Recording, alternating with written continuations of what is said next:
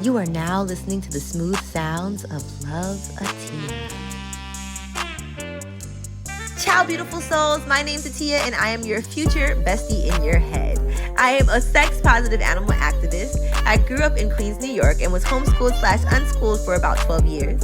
I was a virgin until I was 24 and attempted to have a hoe phase for 2 years, which eventually led me to being accidentally/intentionally celibate. And here we are today. My past left me with a lot of wild stories, a lot of lessons, and a hell of a lot of trauma. Thank God for my wicked sense of humor, because God only knows I would have perished by now. With that being said, this is your gentle reminder that the Loveatiya experience was created as a safe space for me to reflect and share the lessons that I've learned from past traumas. Shit gets real on this podcast, and topics such as domestic violence, sexual assault, substance abuse, depression, anxiety, and suicide may be referenced. If you are working through feeling triggered by certain topics, this may not be the show for you right now, and that's okay. Healing takes time and isn't linear. I'll be here when you're ready. Now, without further ado, the Loveatiya experience is an experience. So get ready for laughs, crazy story times, and life-changing pleasure tips here on the Loveatiya Experience podcast. Hey, beautiful souls, it's your girl. Oh, don't have the mic up to my mouth. All right, let's try this again. Hey, beautiful souls, it's your girl Loveatiya, and welcome to today's episode of the Loveatiya Experience podcast.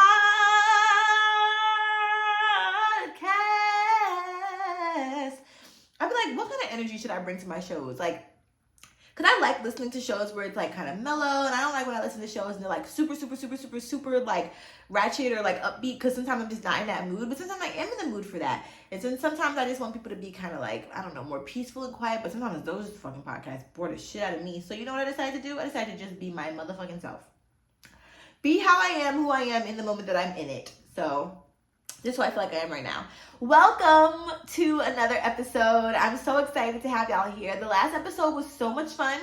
We talked about intimacy and non-sensory focused, non-goal oriented touch and senate touch. And so yeah, that was really exciting. I'm really excited to learn more about that in this episode. I found another article.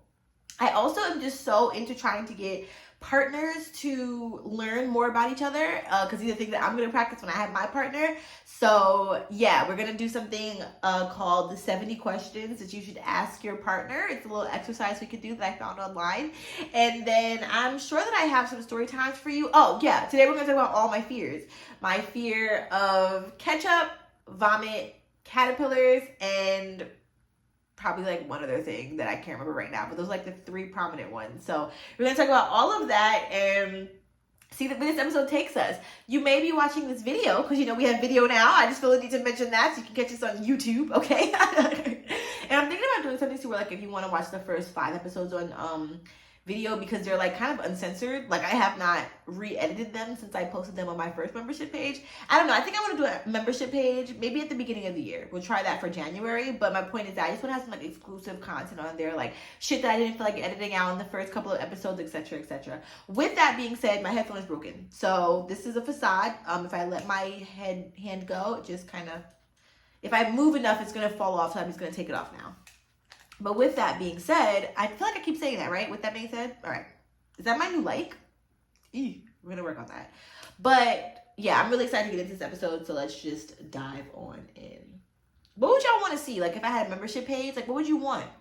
All right, y'all, this episode is going to be completely uncensored except for the last part that I just deleted. All right, so anyways, I was saying that I wanted to have a little behind the scenes tidbits for my members to where you can hear stories, like, for instance, the guy that came down to Mexico and I met him and, you know, we did something, and I want to tell y'all what we did, but I can't tell y'all because this is a general public platform. So I want to wait until I have a membership page to be able to share this with y'all. So anyways, I just want to know what y'all want from me when it comes to my membership page. What would y'all pay for? What do you expect? What kind of access do you want with me to be able to have? So yeah, let's figure that out, because I want some exclusive shit. Like sometimes I have so many stories I want to tell, but I just can't tell them here in like a public platform. So yeah, we'll stay tuned for that. With that being said, numbers keep going up. numbers keep going up on a Tuesday on Instagram. Shout out to everybody who follows us on our podcast page and my page. You can follow me at iloveatiya on Instagram. If you're not following me at this point, like, come on. And then you can follow the podcast at theloveatiyaexperience podcast. I'm also on TikTok now, so you can follow the podcast page of the Loveatiya Experience pod. Well, it's just the Loveatiya Experience or the Loveatiya Experience podcast. You'll see the other page. But yeah, they've been literally only giving me like 0 to 2 views on every video on TikTok. So guess what I did? I deleted the app because fuck them.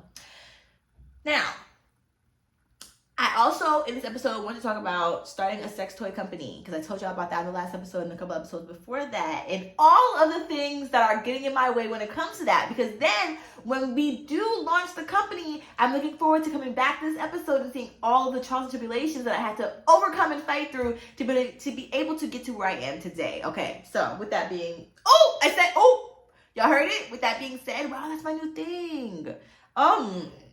Yeah, stop that.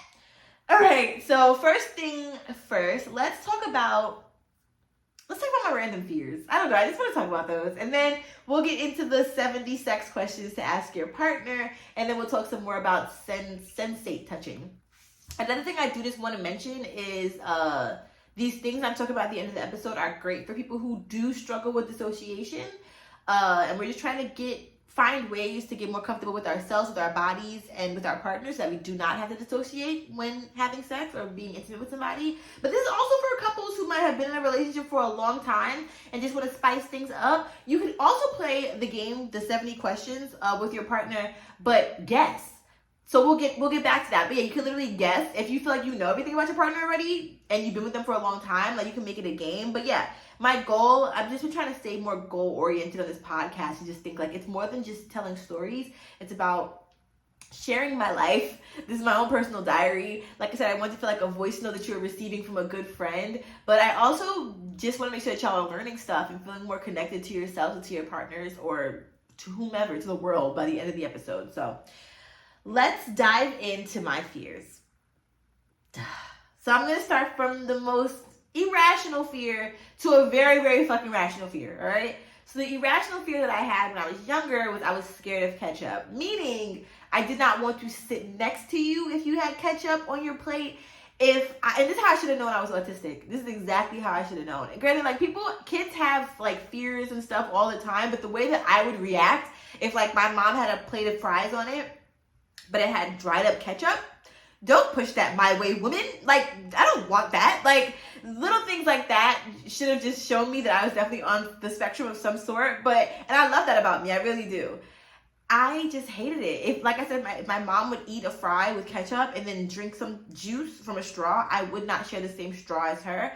If my dad would cook, like I said, put ketchup on his plate, like, I just couldn't. I just could not do it. The smell, I never tasted it before. It was just a smell. If I smell, I cannot sit next to you if you're eating it, because I will then not want my food. That's how bad ketchup was to me. Like, I don't want it. And I have an uncle who was scared of mayonnaise, to the point where he literally would get chased around the house with a spoon of mayonnaise, like, because, like, that was his fear. So it never got bad enough to the point where I think I got chased with ketchup, but I definitely do know that I had a fear of it. And that probably lasted until I was about maybe 12. And I remember I was in McDonald's, unfortunately, because if you know me, you know I do not eat McDonald's. And if you still eat McDonald's, you probably shouldn't watch my podcast. If you are a McDonald's eater, we're going to have to talk about that, motherfucker, all right? I tried to be the angry vegan, but even before I was vegan, I wasn't fucking with McDonald's. And if you don't know, I have no problem telling you why. But we will get to that at another point in the episode. But unfortunately, on my lower vibrational days, I was at McDonald's, and I think it was my mom. Could have been my dad. I don't even want to say who, but someone was there with me and was like, well, just try it. And then I took a fry, and I put a little bit of it, and I ate it. And it wasn't that bad. And it's crazy because I used to fake eating sauces, right? Because I told y'all I have a texture problem. I told y'all this is why I do not like semen in my mouth, because of my texture problem. And that includes like marshmallows. If I eat like 2 marshmallows, I'm gonna get nauseous because like, ugh. And then applesauce, like I can't eat a spoonful of applesauce. It's just like, oh God, no, I need like a tablespoon. What else? even like milkshakes. If it's a hot milkshake, and I was thinking the other day, that's why I don't like semen. I was thinking that the other day, because if semen came out cold, maybe it would be a different experience. Like, it'd be like, refreshing. But it comes out hot and warm, and I don't want warm semen on my face, in my mouth, down my throat. No, thank you. So, just a random thought I had about semen the other day. But yeah, I ended up like, I used to like sauces, and I would take like, say, a French fry, and I would dip it into an imaginary sauce, and I'm like if you're watching on the video, you'll see like I try to like make sure the sauce doesn't drip. The imaginary sauce, yeah. So I would do shit like that. So it's not like I was anti-sauce. I loved sweet and sour sauce. I just had a fear of ketchup and the smell of it. So that was the first one. The second one was a fear of caterpillars. This one had me going on hikes through the woods with full-on sweaters, jeans, tube socks up to like knee socks, boots, probably like a head wrap or a hat or something like that in case they were falling from the trees. But no, yeah, I really have always had this very deep fear of caterpillars. And it used to be worms. It definitely used to be worms. So I remember when it would rain and the worms would come out, I would not want to be like walking near the worms. But the caterpillars, I've had several different instances with caterpillars, right? So it's not just some random ass fear. Like I remember each instance vividly. Like, for instance, unfortunately, like I said, back in my lower vibrational days, I went to the zoo.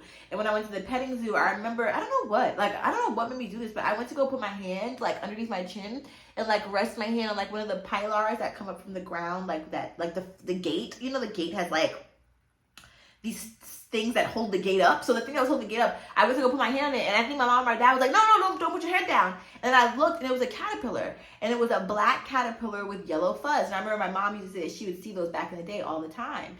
So like, why do I remember that it was a black caterpillar with yellow fuzz? I don't know, but it almost took my head off. It didn't, but it felt like it at the time, because what the heck? Another time we had gone to Florida, and me and my mom have two different accounts of this situation. But in my account, there was this gift shop, and on the outside, we went to some resort in Miami, I believe. And on the maybe it was Orlando, because I remember we did go to Disney at one point. But on the outside of the resort, it was all of these little fuzzy brown caterpillars with red eyes. I swear to everything I love. And it was like 5,000. No, they literally were like, if you're from Florida, do y'all know what I'm talking about? Like, have y'all seen those? Like the abundance of caterpillars on windows and shit. So then if you go in the gift shop and you look on the wall, you would literally see like there's suckers on the window, like, I'm coming to eat your blood. That's how it felt. So y'all, like, it's not irrational fear. Like, these motherfuckers were haunting me. These motherfuckers ain't stopping me. Isn't that a Beyonce song?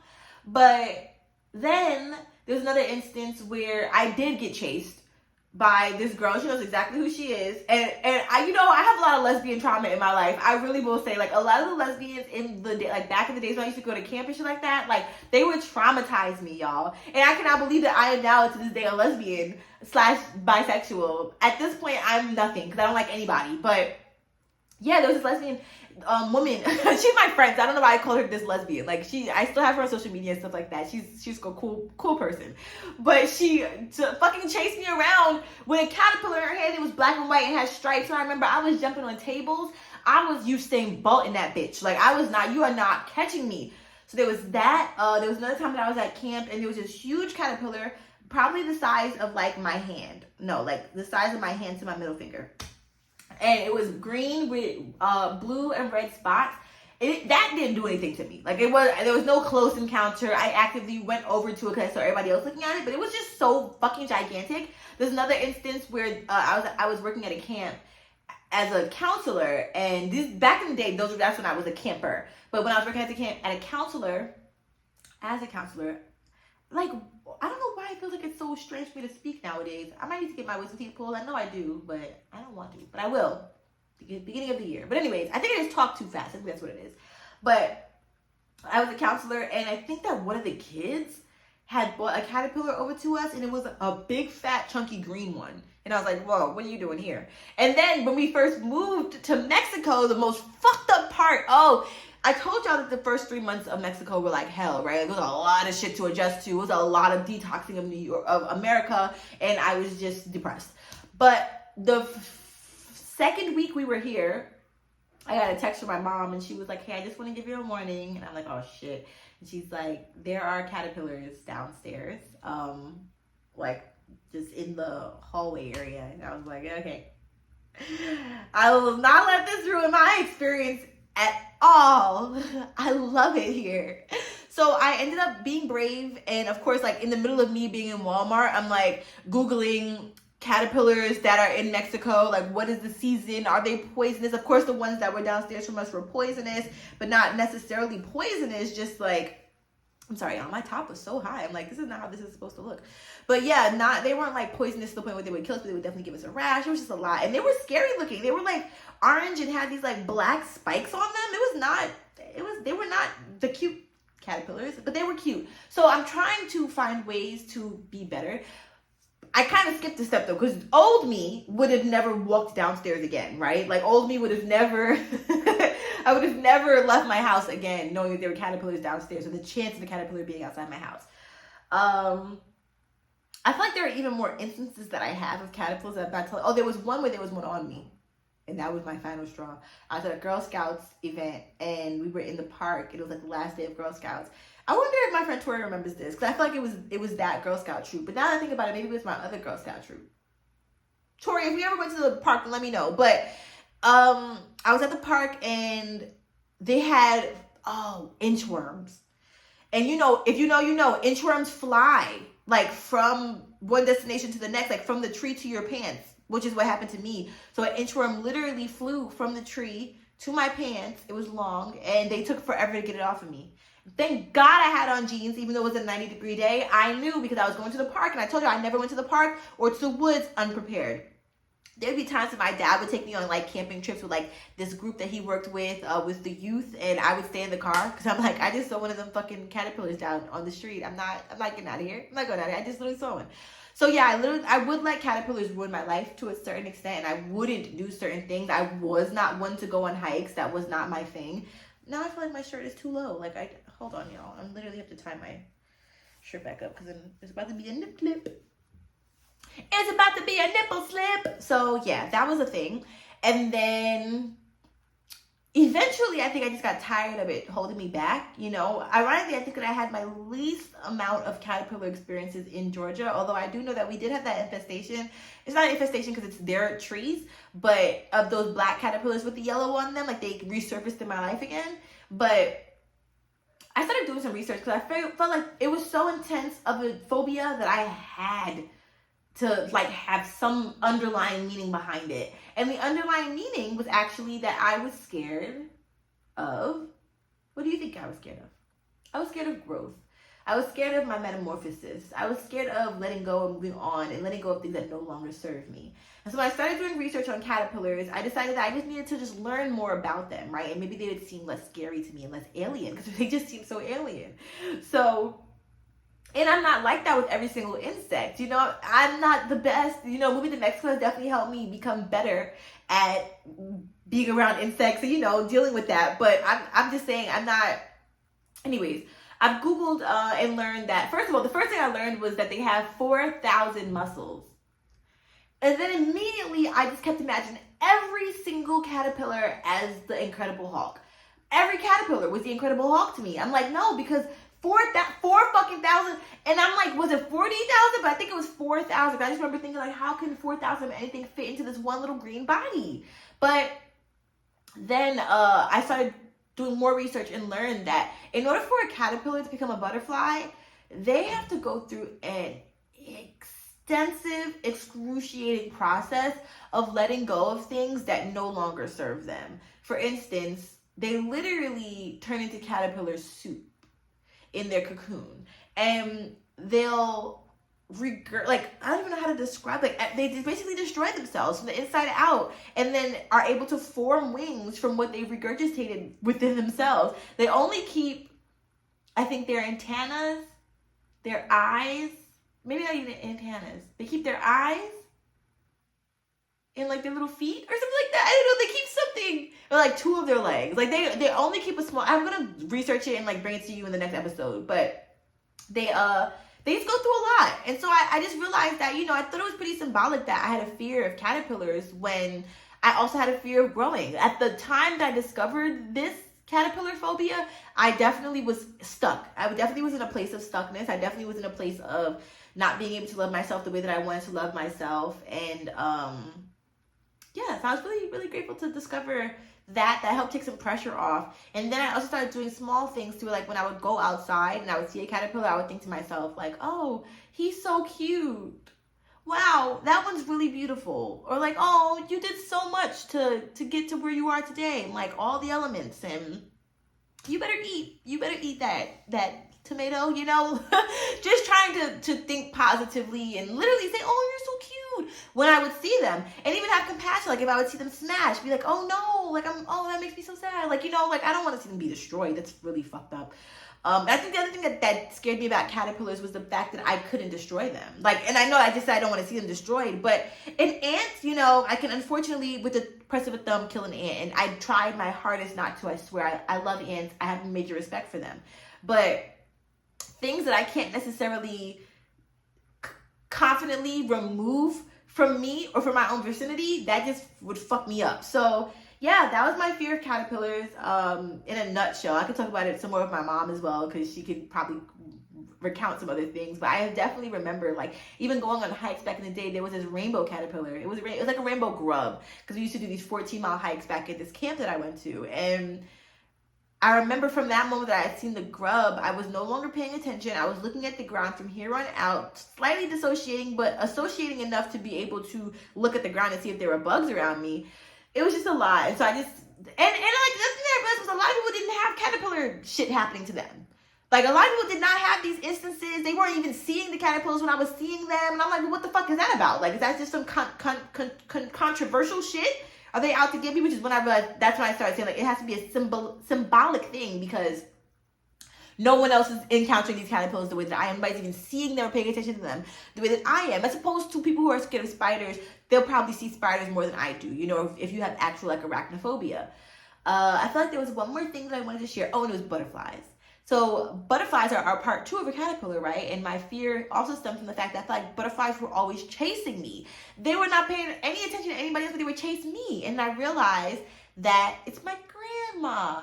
And so in Atlanta specifically, there are these yellow and black monarch-looking butterflies, and they're humongous, but they would always fly after me. And at a point, I just decided to finally embrace them. There are the blue versions too, but I haven't seen the blue version in a long time. But that's why I ended up getting my, can you see my butterfly tattoo? I want to put my arm up, but I haven't shaved. But I guess we can be unapologetic, or I can block it with my mic. Okay, yeah, there it is. That's my butterfly tattoo, and then I have a dragonfly tattoo that represents my grandma, my other grandma as well. But my point is that I just had to try to find ways to cope with these encounters with these bugs that I had no control over. And it just gave me a lot of respect now when I see butterflies and caterpillars. Oh my God. But I do want to mention this story. The other day, I was missing my grandma a lot. And this was the only grandma that I had ever met in person in this lifetime. And I'm sure that I've encountered my other grandma and my great grandma in other lifetimes. And, you know, there are so many different things that I'm unraveling when it comes to, even now, like now that my mom's mom has passed away, I feel like she's like a direct connection to me and my other grandma. So I don't know why I just feel so close to the both of them now. And I've always felt close to my other grandma, my dad's mom, who I didn't get a chance to meet, but it's like a really deep closeness now with them, and I really appreciate that. Not to get sentimental, but I did miss my grandma a lot. I just missed hearing her voice. I missed her touch. I missed her hugs and her kisses and her humming and all of that. So I was just sitting in bed one day and I was like, well, I really miss my grandma. And I was like, well, let me just feel it. And so I felt it, and then I was leaving my house one day. Oh, and then I just closed my eyes and just had a moment, and like I heard her speak to me, and that was very helpful. And she was like, you know, I'm always going to be here. And then I was leaving the house like maybe the next day, the day after that. And I look down and I see a butterfly wing. And my first thought was like, oh my God, the poor butterfly. Like, I hope that he's okay or she's okay. Because like, he's literally walking around wingless now, or like without one wing. Like, how must that be? But after I went down that rabbit hole, I said, oh my God, this is so beautiful. And like, how divine is this? So I looked up what it means when you find a butterfly wing at your door. And I want to read it verbatim, but it's on my phone. I wonder if I can just get it real quick on my computer. Let me see. I'm going to Google it. What Do butterfly wings represent? Okay. No, this is not. This is, oh yes, the best symbolic meaning of a single butterfly wing. Because the thing that I thought was so crazy was that they act, yep, this is it. It almost looks just like this butterfly wing that they're showing too. Okay. It says, they had it broken down for specifically in Mexico though. Okay. Significance of finding a single butterfly wing in different cultures. Mexican culture. In Mexican culture, butterflies hold profound symbolism, particularly during the Day of the Dead celebration. During this sacred time, it is believed that the spirits of departed loved ones return to earth to be reunited with their families. Butterflies are seen as an embodiment of these spirits, carrying messages of love, remembrance, and guidance. Finding a single butterfly wing holds significant symbolic meaning within this context. When a person discovers a single butterfly wing, it is seen as a direct connection to a departed loved one who has come to visit and communicate with them. The butterfly wing represents the presence and essence of the departed soul.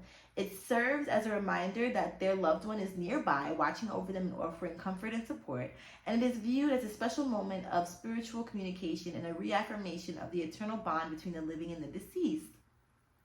The discovery of a single butterfly wing during the Day of the Dead celebration can evoke a range of emotions, including joy, love, and even a sense of peace. It signifies that the departed soul is present and is actively participating in the festivities, bridging the gap between the spiritual realm and the earthly realm. And I'm so excited because I get to spend Dia de los Muertos down here, the Day of the Dead. It's the day after Halloween. So yeah, I'm so grateful to have come across this. This is from goldencelestial.com, but yeah, that was really enlightening, and I feel like it was just such a sign.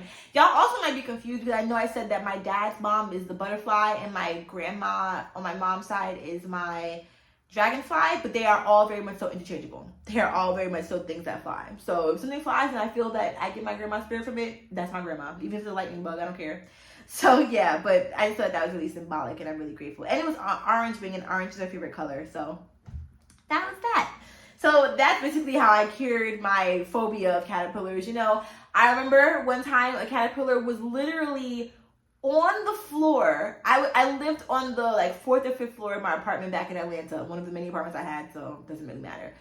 But I was living with my boyfriend at the time, and it was literally on our floor. I said that to say, like, we didn't live on the first floor where, like, a caterpillar should just be there. You know, like, I don't know how the hell it got there, but I remember I got off the elevator, and it was a literal caterpillar right there on my floor right after I got off the elevator. So that was definitely a sign, and that caterpillar was telling me to get the fuck out of the relationship, and I definitely ignored that sign. Maybe I didn't know, because I think I broke up with him shortly after that. But I do remember he got his slide, and he came out, and he got the caterpillar on it. And we were just looking at it, and then we took it downstairs to, like, what's it called? The garden area. And I was like, I just had the courage to touch its butt. I was going to give my boyfriend the credit and say that he suggested that I touch it, but I don't know. It might have just been me being courageous, so I'm going to give myself the credit. But I touched its butt, and that was so fun. I hope that sounds like I sexually assaulted a caterpillar, and I swear I didn't sexually assault the caterpillar. But well, ask him. You know, we should definitely ask the victim, because my account as a perpetrator, a perpetrator's always gonna say that their victim didn't mind. So not to get deep on a caterpillar, but my point is I touched a caterpillar. In my mind, I'm like Eliza Thornberry, so we consensually agreed telepathically that was consensual. Now, let's get into my fear of vomit. I don't even want to talk about it, but I'm going to talk about it because I feel like it's a way for y'all to learn more about myself. But first I want to sit up because, I don't know. September rain. So my fear of vomit, the only like symbolic thing that I can think when it comes to that is a fear of letting go. Like, you know, like when I really sit here and think about it, I'm like, that's the only thing that I can really think that could explain why I have such a visceral reaction. So the other things that I had, like the ketchup, the caterpillars, I feel like the caterpillars was a phobia, but it was one that I healed from. Vomit, there's actually a name for it. It's called emetophobia. And emetophobia is literally the fear of vomit. When I talked to my therapist about it, she said that basically I can handle it the same way that I handle having like an anxiety attack or a panic attack. But I really do think that I need to speak to a specialist who focuses specifically on phobias. Because even when I mention it to people, they themselves get grossed out. I'm not saying that I ever want to like vomit. I'm never gonna be the girl that can like. I don't even want to say that. I guess because I'm so on one end of hating it, I guess I do eventually just want to like it so I don't have to run from it.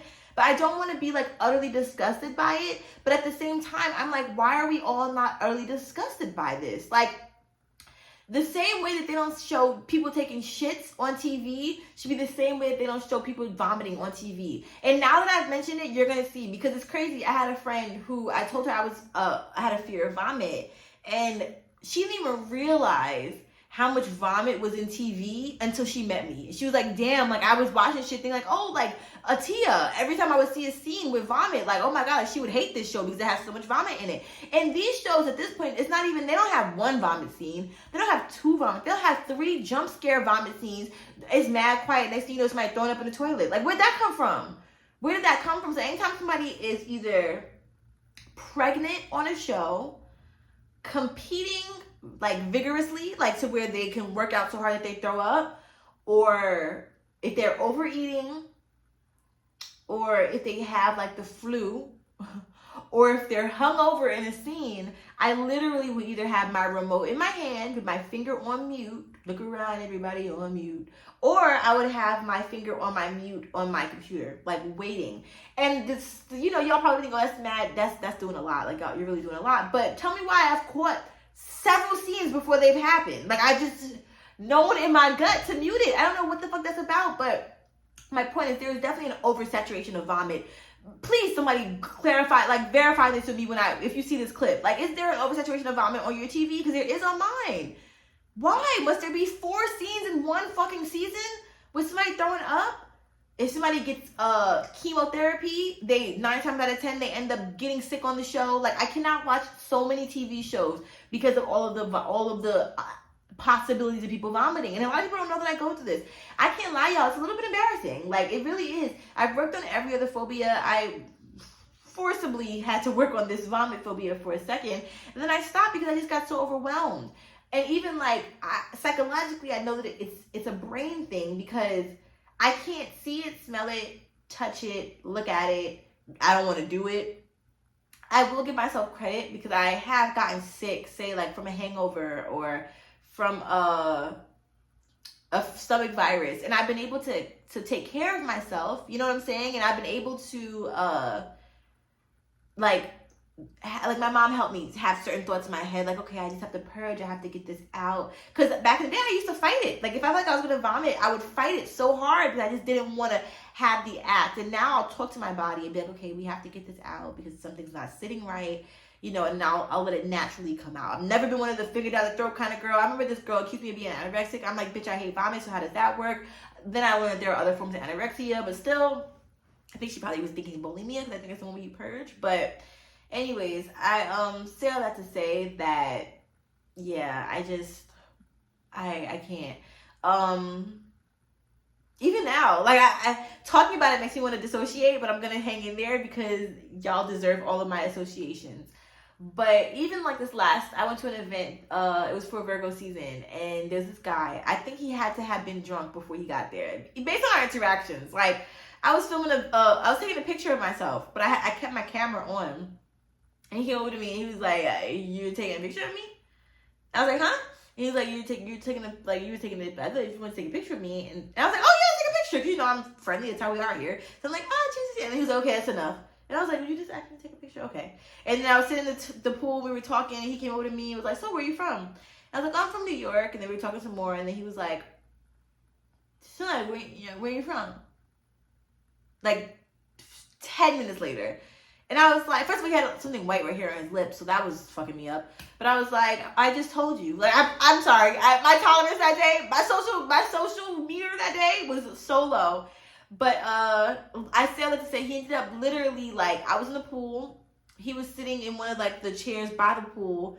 And one of the girls girls that was at the party was like, "Oh, he about to blow. I already know what that looks like." And literally, that he was just drooling excessively, like leaned over, like totally out of it.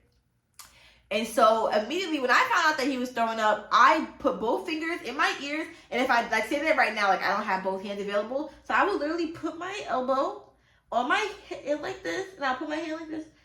And sometimes I'll be like la la la, so I don't have to hear it because I don't want to hear the vomit. Like I don't. Sometimes I'll do things within me, like I'll like I don't know, I'll make noises like I'll hum. If I'm not in a space where I can la la la, I'll hum. But I remember like one time I was in the movie theater with my mom. I was so sorry to her, and a vomit scene happened, and I was like, ah, she's like, you can't do that, and I was like, okay. I went to go see Bullet Train with the guy that sexually assaulted me. And this is before the sexual assault, but he fucking like there was mad vomit, and I was not trying to be cute, so I was definitely covering my ears. But like to not be able to do the la la la la la, because I understand that's rude for the rest of the people in the audience, like it was just overwhelming. My point is that homeboy was throwing up at the party for a good 2 hours, maybe 2.5 hours. Like didn't go home. Somebody had to force him to go to the bathroom. And then I realized that I had not been to an event since then. And I'm like, well, damn. I mean, one, I understand that I've had some fluctuations of money happening. So the pockets ain't pocketing. You know what I'm saying? I can't be going out like that. But on another hand, it's like I wonder if I had some PTSD from him. I've been to so many of these events thrown by this group here, and I've never experienced anything like that. So I don't think that it would be that. I really think it's just me being frugal, but yeah, the vomit thing is bad. I've had other experiences where I had a friend who drank too much and started throwing up. Before we got in the car, she started throwing up. And then we were at the club, and she was staying in a hotel, and I had to drive her back to her hotel. And then we got in the car, and she started throwing up. I remember there was this car of guys, and she got mad at me because I told them that she was sick. And she felt like I made her vulnerable. I'm like, bitch, I wasn't gonna leave you with them. Like I just was like, my friend is sick. Like I don't fucking know. I'm panicked, bitch. You're throwing up and I hate that shit. So I remember we were driving, and she had to open up the windows and was literally throwing up outside of my car while we were on the highway, and I had to like blast music so I didn't hear it. There's another instance where I went to this photo shoot. We were at this photo shoot for 4 hours, y'all. And I only got like 10 to 15 pictures. I think this is when I started my photography company because of this one instance. But she was like, oh yeah, like I have to take a shit out of nowhere. The photographer went in the woods, took a fucking shit at the end of our photo shoot, and it was like, oh, you can go ahead. So I kept walking, and then she comes up the path, literally like actively, like violently throwing up, and then sat in my car, violently throwing up, and then got out of my, and then so I went somewhere else. Like I went walking, and I was literally willing to call her an Uber. Person who paid for the photo shoot was gonna pay for you to get into an Uber to get the fuck out of here because I cannot drive you home. I didn't even care about getting my pictures at that point. I just wanted to leave. She ended up, I wonder where she's at in life, but she ended up, because she was like a really popular person back in the day in the photography scene, at least in my mind when I first moved there. Maybe not, but she ended up throwing up, and then she started blacking on me. Like, what the fuck are you doing? Like, get me home. Like, what the fuck are you doing? Like, cursing me out. Bitch, you're throwing up in my car. Like, I don't want to be near you. She's like, I'm not even throwing up anything anymore. Like, there's nothing else to throw up. So then I ended up getting in the car, being mad scared. Thank God she only was like 5 minutes away. But that was 5 minutes too fucking far for me. And she got out the car, y'all. Why the fuck is my seat wet? Like, she got diarrhea juice on my seat. And then she had the nerve to be mad at me. Went off on me via text, I think it was. Like, wow, that was really fucking fake. You just left, this, that, and third. Bitch, I literally took your laptop. I took your camera. I took everything that you had in my car, put it inside your house while you was at the toilet. What am I supposed to do? Sit here and wait for you while you're sick? No, we are not friends. This is a business endeavor, and at this point, our business is done.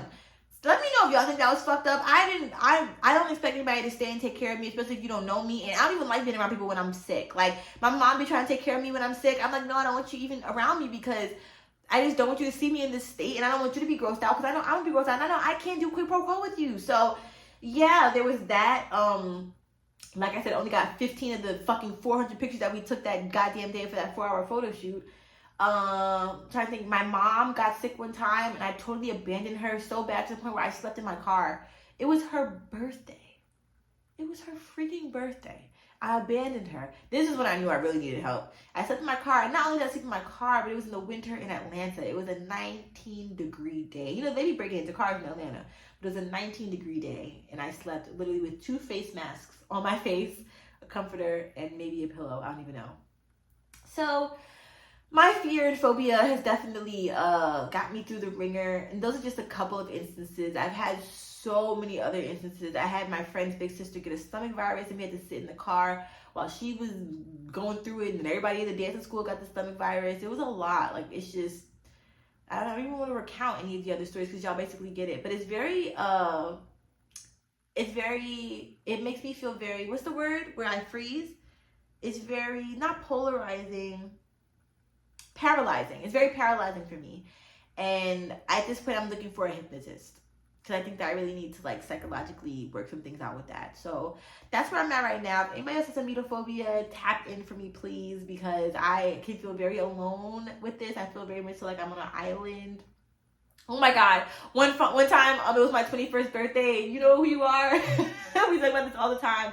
But my good girlfriend had gotten sick, like, because we were taking shots. And I don't even remember why she got sick, but she got sick. And instead of me being a good friend and, like, fucking driving her home or something, I mean, I was definitely too drunk to drive at that point. So that wasn't a possibility. But, like, she got on the bus and went home. And, like, even now, like, I felt so bad for her. Like, but I was also like, you know, I don't like vomit. Like, and I used to take it personal when people would get sick around me. Like, you know, I'm scared of vomit. Like as if they know, like, what they're doing. You don't know, you know? It's not when you know, but the only time I get mad at people is when they excessively drink. Because I feel like you could have avoided that. All you have to do is fucking eat and drink water throughout the day. But that's neither here nor there. I'm just working on it. I'm too much of a compassionate person to not be able to take care of people when they're not feeling well. I literally abandon people. I literally am not a good friend when you're sick. Like, I fully acknowledge that. I just would like to work on that. I really would. So I figured if I talk about it in this episode, then hopefully it can be healing for me and to some other people. But even, like, just the reaction that I feel like I have in my body now talking about it, I just feel like a little bit ashamed, you know, like a little bit embarrassed. And I never like to tell people my phobias because I feel like people can use those against me, as people have in the past, you know, with the caterpillars and shit like that. So that's my spiel on my phobias and ways that I'm guiding through, learning to grow through my phobias. But my goal in the beginning of next year is to, 1, get my wisdom teeth removed, and 2, to find a hypnotist, because I deserve to live a peaceful life where I don't have to put both hands on my fingers looking silly out in public, feeling silly. And instead, I would like to feel peace within my body. So yeah, that's where we're at with the phobias. Y'all pray for me, okay? Pray for me, please. All right.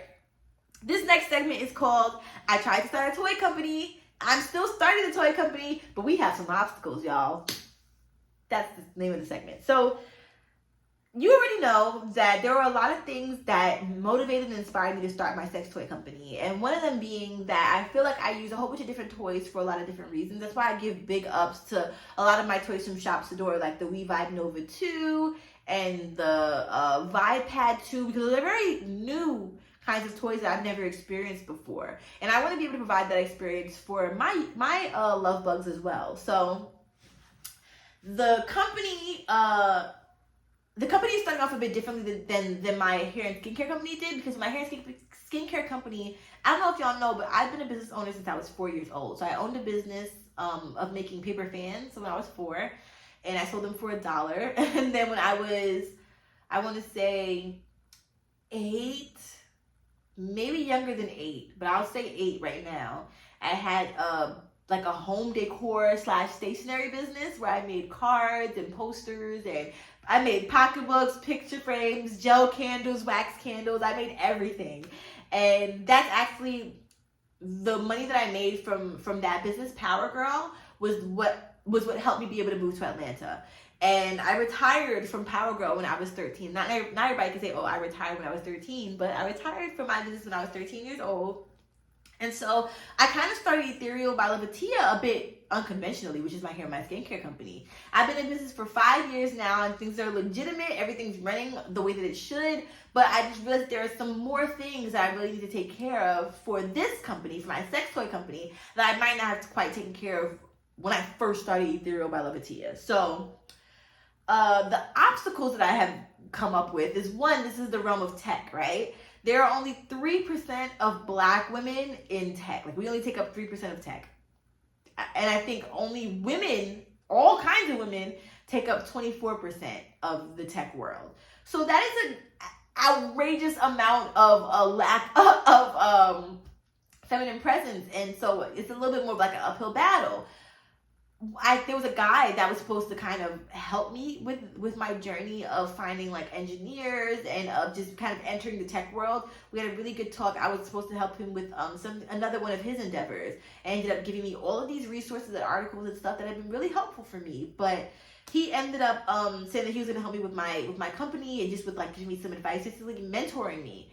And so we set up a date to meet up. That date came. I sent him an email to say if he was still down for that date. He had to reschedule. Okay. Set up another email, another date, another meeting. Something came up, he had to reschedule. All right, I understand, life happens. Third time, we tried to make a meeting. Something came up. I was like, all right, so at this point, I'm not doing an uphill battle. The only thing that made me upset about those meetings was that I had rearranged my entire life for those meetings. So it just felt like, all right, I'm not going to keep, this obviously is not for me, so I'm not going to keep trying with this person. So there was that. My Instagram for my sex toys, like I wanted to like claim the name. I still haven't done that, wasn't able to do that, but it was because it was just taken, but it was deleted because of something. I don't even know what the problem was, but it was deleted for some reason. Like as soon as I created the entire profile, I think they said, I don't know. You know, Instagram is just petty sometimes. So they deleted my Instagram. So that was that. So it was just hard for me to like get a presence on social media. And I stopped trying that at this point. It's like everything's private. Then I was trying to get angel investors. I filled out all of the angel investor paperwork out wrong. I didn't know what any of these words meant, and I didn't know if I had any leads, or I don't know what this stuff means. So I didn't go to like a specific business school for this. I just was homeschooled my whole life and did business. Like I mean, so technically I was in business school my whole life, but when it comes to like the logistical bureaucratic shit, no, I don't know what the fuck this is. So I got a lot of rejections. I got a lot of people who didn't even reply to me after I applied for an angel investor. I created a pitch deck and realized the pitch deck wasn't exactly what I needed. So a company got back to me and told me that this is what I need to do to my pitch deck. I did that. I asked the company that rejected me for some other resources and mentoring with finance, like just getting financial support for a startup. No real luck with that. I have no idea where to register my LLC because I cannot afford an LLC in New York because they try to charge $200 for a flat fee plus a yearly fee, plus like a small business owner fee, plus a filing fee, plus a this, that, they're all this shit. So now I'm trying to find out which state, but then I had to take forever to get my virtual address because I needed to get my New York ID, and I couldn't get my New York ID, so I went back to New York, so I had to wait months for that to show proof that I was who I was. So just all of these obstacles. I still don't know how to find an engineer. And yeah, these are the obstacles of starting a sex toy company. So I figured that if all of these things are being put into play, something amazing has to come from this, right? Because I've done so fucking much and I put my all into it. But that's where we are with the sex toy company. So I'll keep y'all posted. Again, if you know anything that can help me on this journey, please feel free to hit me up. I'm looking for engineers at this point because I just want to have a one-on-one talk with somebody, just be able to discuss some of the things I see in my head logistically.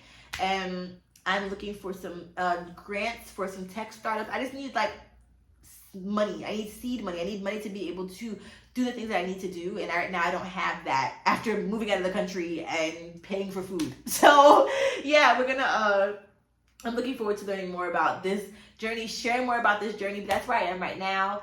And oh yeah, I gotta tell y'all about how this that company that I told y'all about that I DM'd and had asked them to remove my stuff. Tell y'all about how they had asked me, they told me to be grateful for the fact that they stole my shit. I'll put that in another episode. But yeah, they told me to be grateful that they stole my content. So there's that. But anyways, that was just extra motivation for me to start my own shit. I was like, I could bash this company all I want and give them all the clout in the world, Or I can speak up one time about them doing me dirty and then tell people, instead of like bashing this company, support me. And I'm sure that one of the people from that company probably listened to this podcast, and it was on my whole jock when I was on Instagram. They watched my stories even when I wasn't following them. Even when we were going back and forth via DM and they were going off on me, they were still watching my stories. It was on some weird shit. So yeah, they're probably listening. Hey. But anyways, that's that. And now it's time for education.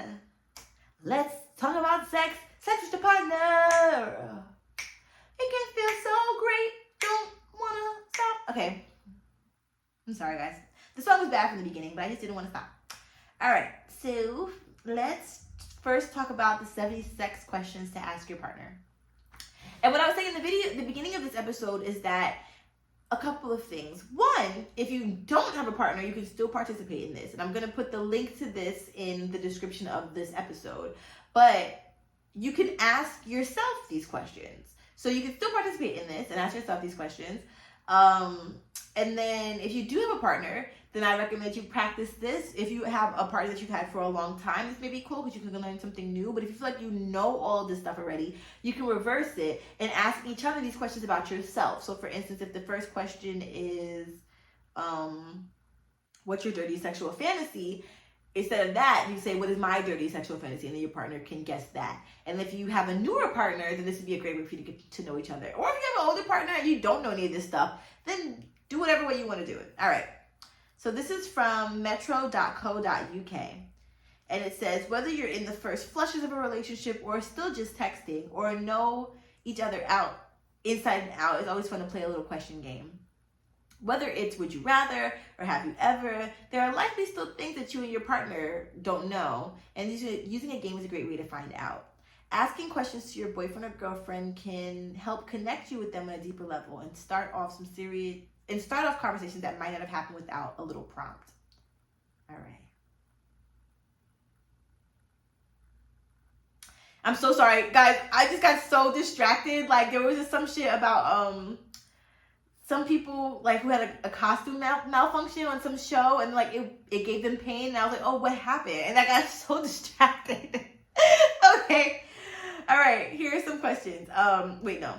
Even if not all the questions apply to you or your partner or are appropriate for your relationship, you can pick and choose and still, you can pick and choose to get them having fun. I don't know what that means. Some are more flirty and on the suggestive side, but others are somewhat risque. All right, let's start off with the 70. 70 questions to ask your sexual partner. What's your dirtiest sexual fantasy? How many people have you slept with? What's the weirdest place you've had sex? What's your favorite part of your body? Should I answer some of these? Have you ever had anal? I'll just pick like 5 at the end. If you could choose what I was wearing right now, what would you choose? Where on your body is your favorite place to be touched? I'll answer the first 7. That's all I'll do. When was the last time you had a dirty dream? If you could have sex anywhere in the world, where would it be? When did you have sex for the first time?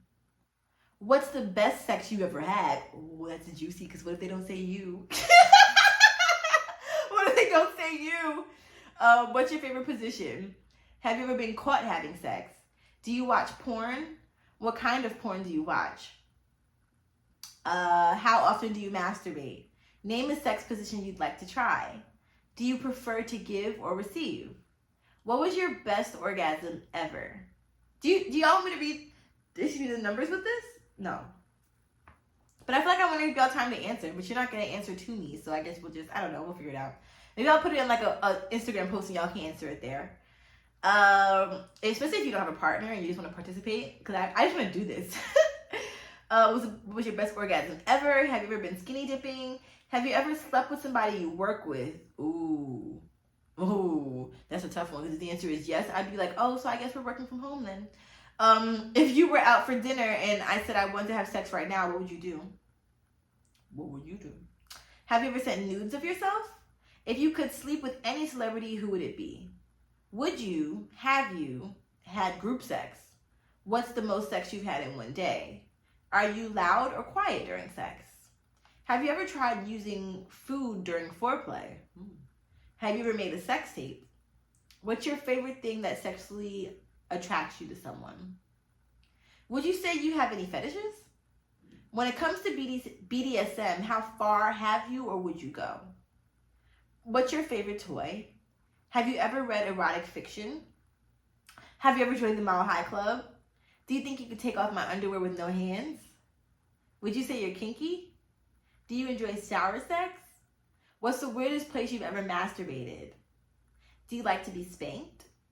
What was your most embarrassing sexual experience? Have you ever fantasized about someone during sex? If I ever caught you masturbating, would you stop or would you finish? Ooh. Have you ever had an inappropriate crush? Have you ever cried or fallen asleep during sex? Oh no. Ooh, guilty shit. Do you prefer eye contact or not during sex? Do you like to kiss during sex? Do you get tired after sex? How many positions do you think you've tried? What's the longest you've ever gone without sex? How high is your sex drive? What's a surefire way to turn you on? Sex with the lights on or off? Do you like dirty talk? Have you ever had sex in a car? Do you prefer to take control or be submissive? Do you prefer one-night stands or longer-term sexual partners? Do you prefer to be on top or bottom? What would you like to do more of in bed? What's your favorite time of day to have sex? Rough or romantic? Quickie or marathon session? What's your favorite part of foreplay? Would you dress up for me in bed? What's your favorite place to be kissed? Do you like sexting? What's your favorite part about our sex life? What's the shortest time it's taken for you to have an orgasm? What's the longest time it's ever taken you to have an orgasm? And how would you make me have an orgasm? Oh, that's a good way to end the question. Please get to dive into showing how. I love this. I love this. Ooh, and they got more articles. Y'all know I love me some articles. All right. So I said I was going to answer the first 7 questions. So what is my dirtiest sexual fantasy? My dirtiest sexual fantasy would be to be with a woman who I have a thing about squirting, who squirts all over, while I'm pleasuring her. I don't care where it goes. It's just yeah, I would love that. With galaxy lights on, and she's really vocal, and we're really passionate in the moment, and she's really beautiful, and yeah, I just feel so comfortable in my body and blissful. We have perfect aftercare, and the foreplay is beautiful, and it lasts a really long time. And then I'm trying to think, if I had to get any other fantasy, it would probably be a MMF threesome. But I don't necessarily I don't like men enough to have 2 of them in the bed with me, so I guess it can't really be that right now. But I would say that I would also, a dirty fantasy of mine would be to watch someone of my choice have sex or mutually masturbate with them. That would, yeah, I can literally think of somebody right now that I would be yeah, I'm definitely down for that. How many people have you slept with? If we're talking about penetrative sex, then I think the number was 7. If we're talking about penetrative sex. Let me just go about it in my mind real quick. My ex, the dude that watched the movie while we were having sex, my lesbian partner. And also, are we counting women? And I only say that because I count my lesbian partner, but I do not count the instance that I had in the car with the girl that catfished me about her race. So I'm just going to count her and not count her, if that makes sense. So, okay, my first lesbian partner, my friends with benefits, the boy that tried to stretch me out. Unfortunately, the time that I was sexually assaulted, although I didn't realize that was sexual assault. It was, anyways, that time. And then I'm sorry, I didn't want to count that as sex, but it was penetrative sex. And anyways, oh God, that's a rabbit hole to go down. And then it's Footsies. Footsies was the last person that I had sex with. Why do I have something in my eye right now? Why do I have something in my eye right now? This is supposed to be uncensored. I'm not cutting, so I'll just have to do the rest of the episode with something in my eye. Did I get it out? Oh my god. Okay, anyways. Yeah, Footsies was the last person I had sex with, and that was January 2022, right? Or 2020, was that 2021? No. No fucking way. No, that was 2022. Okay, yeah, so that was last time. So what was that? 7 people, right? Yeah, that was seven partners. Okay. The weirdest place that I've had sex was the forest. It didn't last very long. It was just like kind of like a couple of pokes in. But it was a cool place too. Probably like the fanciest place I had sex. I haven't had sex anywhere else that I could think of that wasn't like a home, unless I'm just blocking it out. What is your favorite part of my body? All right, so I'm gonna say what my favorite part of my body is. My favorite part of my body is my dimple. A couple of things came to my mind first. I actually really love my breast. So I kind of actually want to say my breast. I really, really love my breast. But my ass is getting fatter. And it's becoming heavy. Okay, it's like a wagon. But then if I'm thinking like everything, and I was like, my smile is really beautiful. Like I love my smile. But I love my dimple as well. My smile would be just as nice without my dimple though. I don't know, but I'll say my breast for the sake of like this, what we're talking about now. Have I ever had anal sex? No, I have not yet. I would like to try it though. And if you could choose what I was wearing right now, okay, we'll skip that one because I don't know, you probably want to see me naked. But when was the last time that I had a dirty dream? Ooh, a dirty dream? Maybe like 5 months ago. I know for a fact that I had one in December. But that wasn't 5 months ago. But I don't know. I feel like I had one I just can't really remember right now. But like one that really got me going, let's just go with the one in December. So that was 10 months ago. And if I could have sex anywhere in the world, where would it be? I would like to have sex in Bora Bora. Because it just seems very like mystical and like ethereal and like I feel like I'll be on ecstasy. Like I'll feel like I'm on ecstasy because it's just like surrounded by water and nature. Like I'd love to have sex in Bora Bora. Anywhere else in the world? That's like the main place that if I had to pick like one place, it'd be Bora Bora. All right, yay! That was so fun. All right, now the other thing I want to read to y'all was about the sensate focus touch that we were talking about in the last episode. And this is just some like statistics. They talk about they quoted everything that we talked about in the last episode, so I don't really have to necessarily reread everything. And I think they gave us some exercises as well that we can do. And if not, then that would be a waste of an article. And this will also help, like, once again, for our dissociating and stuff like that. All right. So in conclusion, I hope that those 70 questions to ask your partner are helpful. And I'm very excited to get a partner. And when I have that partner, I'll be able to do the exercise with them. But until then, I'm excited to do it myself. So yay. All right. Reject. Sorry, it's like accept or reject. I don't fucking know. This is the ultimate guide to sensate focus therapy. And in the last episode, we talked about how non-goal oriented touch can help us get more in our bodies, especially when it comes to being with our partners and having a bit of sexual anxiety. And so, this is an article from blueheart.io, written by Sophie Browness and reviewed by Dr. and Catherine Hertling. Did you know that after just 2 weeks of sensate focus therapy with Blue Heart, people feel, they do this themselves? Got it. Okay. Well, people felt 105% more satisfied with the amount of physical intimacy between partners, 72% more physically connected, and 70% more satisfied with the amount of touch between partners. But what is sensate focus and how does it help you regain your libido? All right. So I'm actually not... I'm not like, this is not an ad for this company or whatever they do. I've never participated with them before, but I did just come across their article. It says your libido can change for many reasons, including a difference in sexual peaks.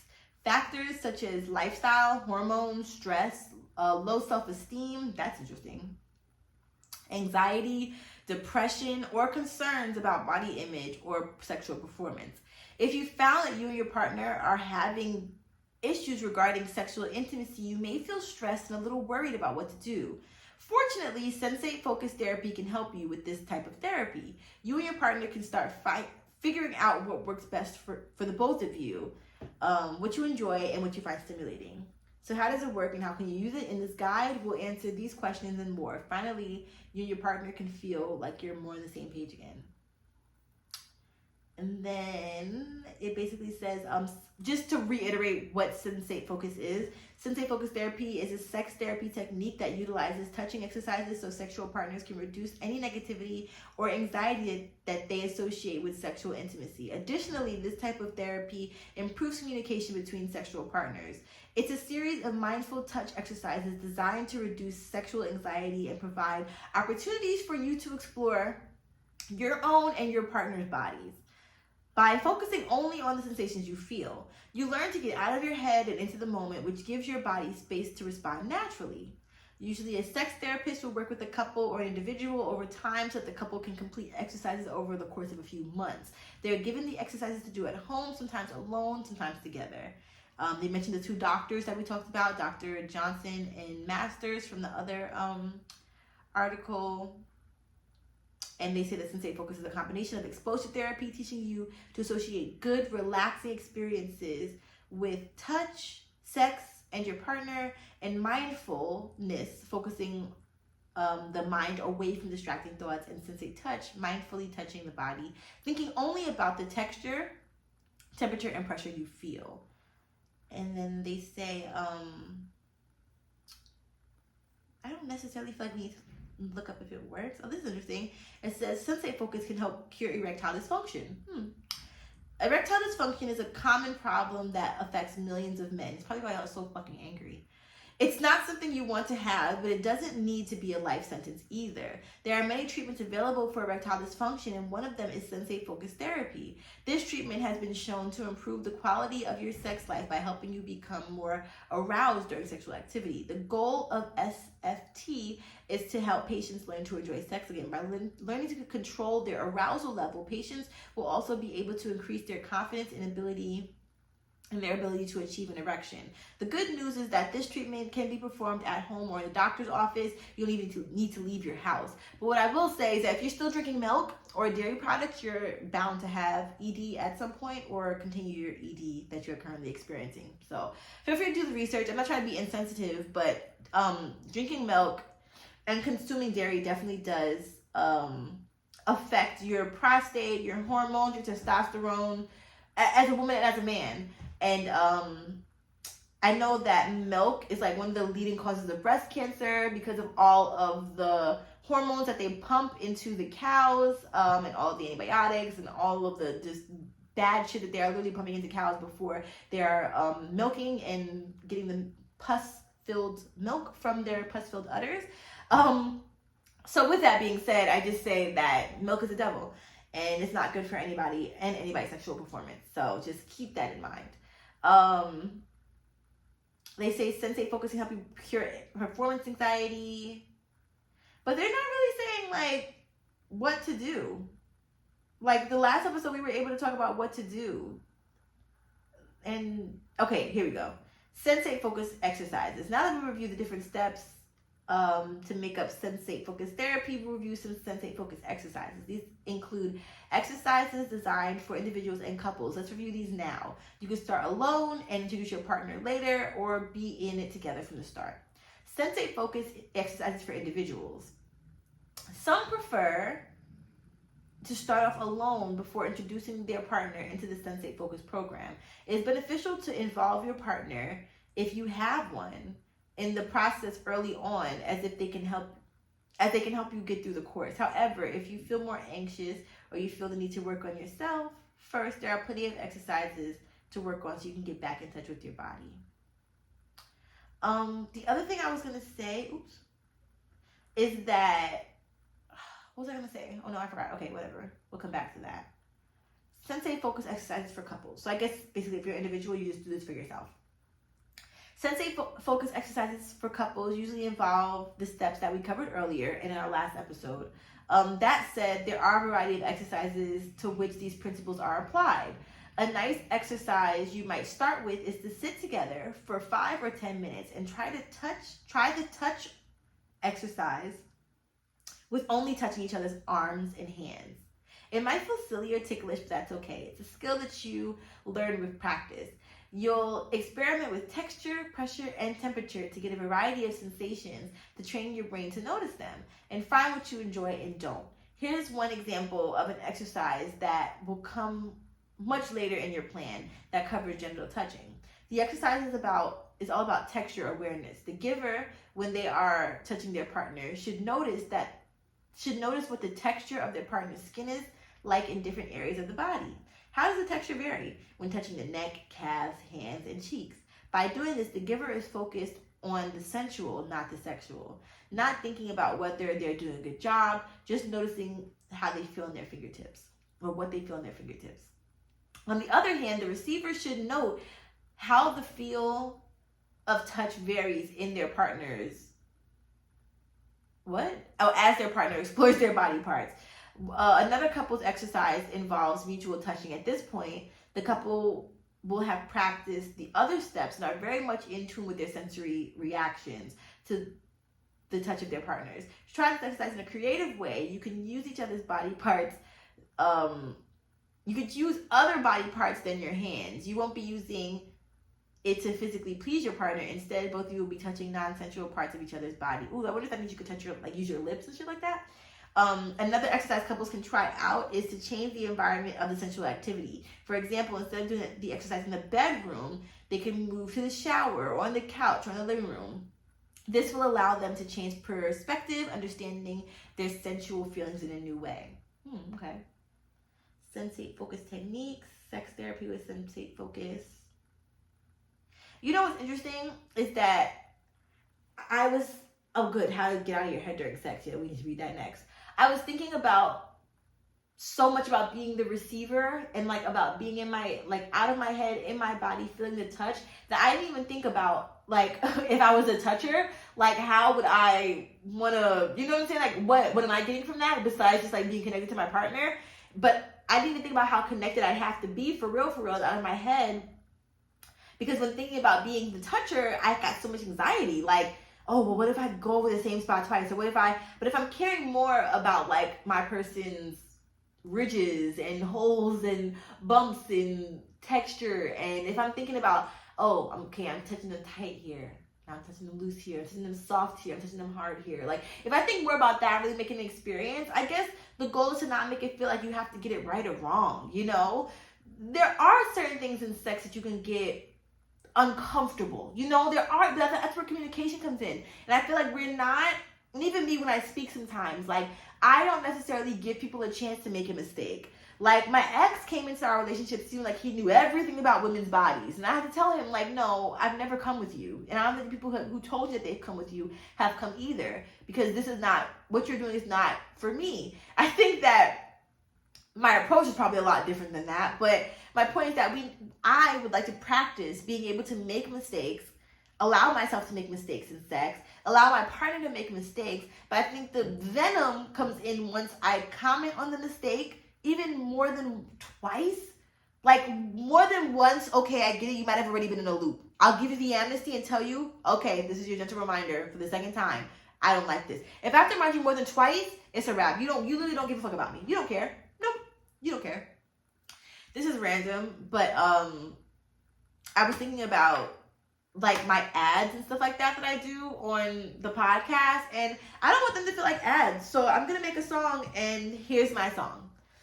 Heaven high gets you high, NYC we're smoking weed 'cause it's legal there, but in the places that it's not, they might happen slow, like Georgia. What the fuck is you doing, ho?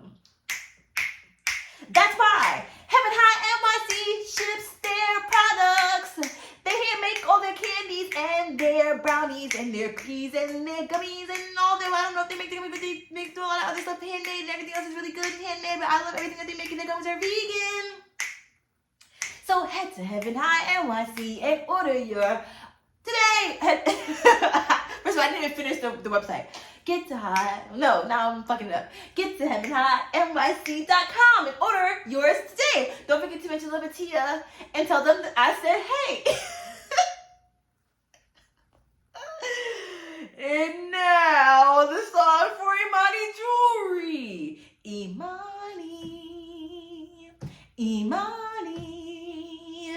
If you want to wear earrings that don't look alike, if you want to make bitches say, oh my God, that is a bomb ass pair of earrings. If you want to wear chokers, if you want to wear ankles, if you want to wear something in your hair, that's why you got ImaniJewelry.com. They'll get you there. For my fashionistas. I'm sorry. I got something in my eye. And I couldn't finish the song. All their products are handmade. All their products are made with love. So be sure to head to ImaniJewelry.com. And use the code LOVEATIYA for 10% off. Why am my eyes are literally burning? All right, that's what we're gonna do. I'm not done with my songs. I have one more.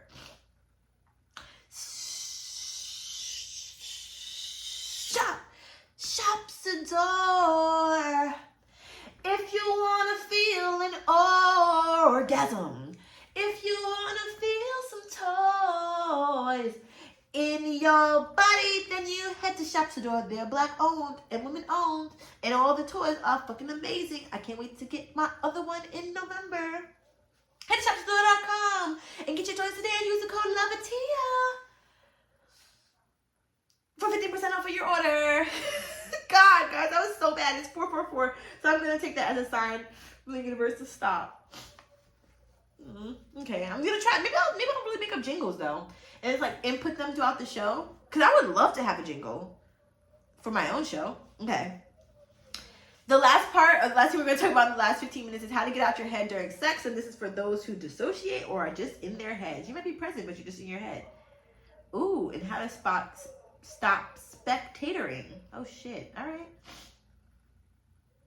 right, let's do this. How to get out your head during sex. An issue that many people deal with when they struggle with sexual intimacy is that they can't seem to get out of their heads. This is especially the case if you have any anxiety around sex, whether that's a fear of not being able to please their partner or some other reason. It's really common to think about very mundane things such as to-do lists, work, or groceries while you are trying to concentrate on having sex. This, of course, can get in the way of your arousal and desire, and therefore pleasure. One of the best ways to get out of your head during sex is to practice mindfulness. When you're mindful of what's going on in your physical body, you let go of thoughts that are weighing you down. This is why the mindfulness aspect of sensate focused therapy is so effective. By focusing on the sensations you feel when you are touching or being touched by your partner, you're living completely in that present moment. It's also a good idea to face the thoughts that distract you during sex. Notice them and let them go. The most common intrusive thoughts people experience while having sex are performance anxiety, things that they need to do the day or the week of, and insecurities about their body. By going to a sex therapist, you can address these issues, finding out what their root causes are and finding ways to treat them. Practicing mindfulness even outside of the bedroom. It's also helpful to understand these issues. By taking in your thoughts and feelings, or even just 10 minutes a day, you'll become more practiced in mindfulness. This will help you address many of your worries and anxieties that distract you during sex. I love that. Yeah, mindfulness, definitely. I would love to meditate before sex. I would love that. Have I ever done that with somebody before? No. I don't think I have. The closest I probably came was like having really good conversations with my friends with benefits back in the day, but otherwise, no, we've never like straight up meditated. And then lastly is how to stop spectatoring. When you're spectatoring, I hope I'm saying this right, during sex, you aren't able to enjoy the intercourse you're having because you feel overly conscious. You might feel this way about yourself, how your partner sees your body when you're having sex, or about your partner. Usually your head is full of distractions, thoughts, or internal dialogue that's critical. You aren't able to be in the moment Instead, you're insistently judging yourself or analyzing the sexual situation. By engaging in this behavior, you might end up experiencing sexual dysfunction or anxiety. People who have spectator sex have a larger number of fake orgasms, fewer real ones, and have less satisfaction in the bedroom. Fortunately, there is a solution to spectatoring during sex. You have to practice mindfulness. To do this effectively, you can't focus on goals such as reaching a climax or looking sexy. Instead, you have to use a sensation-oriented process. Start by getting in touch with your body on your own. Explore every area of your body as if it's the first time, noticing what your body feels like, how it moves when you breathe. While doing this, pay close attention to both your physical and emotional feelings. If you climax, continue to pay attention to how you feel. Over time, you can start to apply this to when you're having sex with your partner. However, keep in mind that you won't solve the spectatoring issue overnight. You have to practice. This form of mindfulness that was created especially for this issue is called sensate focus. What's so crazy, y'all, I can't even lie, is while I was reading that, I low-key started dissociating. I was like, what the fuck are they talking about? It's just about mindfulness. It's about being in the moment. And I guess if that's something that I struggle with in my everyday life, and of course I would struggle with that sexually, so that definitely makes sense. So I won't be too hard on myself, but my therapist and I have been talking a lot about like dissociating, where that started, why it started, why I do it, and how to not rely on that as much. It's not something that I want to necessarily stop, because sometimes I really do need to dissociate, like when that guy was throwing up at the party, but and other times I would very much like to be connected, and I think that my body is just like an automatic thing now, especially with sex and sexual anxiety. And I also want to work on, like, even my sex toy company, one of the things that I pride myself on is that we do a lot of talk about aftercare. And that's some of the things that I'm really building my company on. And I really want to make sure that I work on that as well. We can talk about that in the next episode too. Just like that feeling, there's like an actual thing to where when you have sex, there are endorphins that go up and go down. Your endorphin levels change, and there's a chemistry in your body that changes to where once sex is done, you really do need to rehabilitate those good feelings within your body and that energy you just exuded. So I want to talk more about that, because that definitely makes sense. Some people have like regrets after sex, or just feel empty or lonely or judgmental or whatever that feeling is that you feel. It's usually probably like a serotonin or oxytocin, something out of whack. It just needs to be corrected again, which is why cuddling is great after sex and aftercare of all forms. So we're going to talk about that. But another just tidbit that I'd like to also include for this is I was asked on my Instagram some ways that we can get better, some ways that men can get better with intimacy. And I'd like to talk about that in general in the next episode, but I just want to highlight eye gazing and breath work. We're going to dive more deep into different ways of doing breath work and eye gazing, but I definitely recommend that. It's very helpful for doing that to yourself, practicing breath work with yourself, eye gazing with yourself, and then also practicing that with a partner. Sounds very simple, but it's actually a little bit intimidating depending on who your partner is, and can get really intense. So I think it's best to do it with yourself so you can feel really comfortable, and then for you and your partner to do it alone and then do it together. So yeah, that's my episode on sensate focus. We basically hit this in 2 episodes, so I love that for us. I love that we talked about my fears and phobias, and I got to get transparent with y'all, a little bit of vulnerable, and I'm so excited for our next episode too. So stay tuned. If you have not followed this podcast page, please follow so you can stay up to date with when we post. Thank you so much for the 5.5 star rating. Like, are you kidding me? I have not asked for anybody to send me a rating, but everybody's been rating me, and we're at 5.5 or we're at 5 stars. So thank you so much for all of your love and support, and for loving me through everything, all the trials and tribulations, turbulence. But thank you for loving me as my silly, goofy self, and I'm so excited to see where this podcast goes with y'all. I'm having so much fun, and I can't wait to come back in another episode. So stay tuned for that. We have some really major things. Oh my God. My fucking episode stopped recording. Oh, that is so petty. So it's gonna change. Like the vocals is gonna change. This is definitely, what the fuck? All right, anyways, I'm not even gonna handle that. But I can put this down. So yeah, I have a lot of fun things coming up. I'm really excited, and yes, I love you so much. That's what the whole pause I'm talking about. That's how I know I'm going to be successful, because we have things happening technology-wise. So I love you. Best those bitches. Give yourself a hug for me. Don't forget to be kind to yourself and be kind to animals. And don't forget to send me emails at theloveatiyaexperience@gmail.com if you want them right on the show. Sign up for my free love notes, because I am doing my final shipment for Ethereal by Loveatiya the second to last week in November. So if you are into skincare and hair care, then check that out. And yeah, I love you so much. Thank you for listening, and hit theloveatiya.com. Okay. Mwah.